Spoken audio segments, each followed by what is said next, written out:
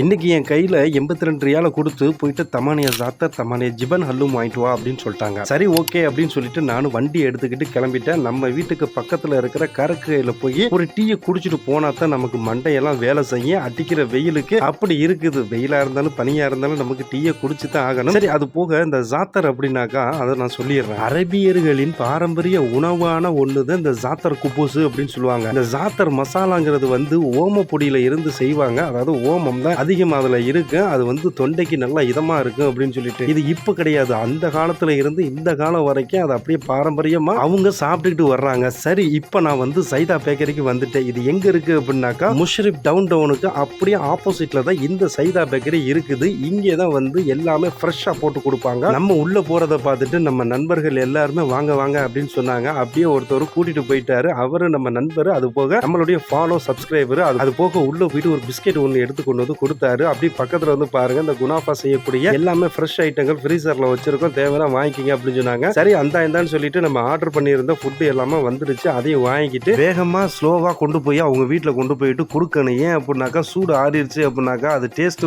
அந்த அளவுக்கு இருக்காது. அப்புறம் ரப்பர் முறை போட்டு இழுத்துக்கிட்டு இருக்குன்னு அப்படியே கொடுத்த பிஸ்கெட்டை எடுத்து டேஸ்ட் பண்ணி பார்த்தேன். அல்டிமேட்டா இருந்துச்சு. இந்த மாதிரி வீடியோ பார்க்கலாம் மறக்காம நம்ம செய்தி சேனலை பேஜ் ஃபாலோ சப்ஸ்கிரைப். பாய்.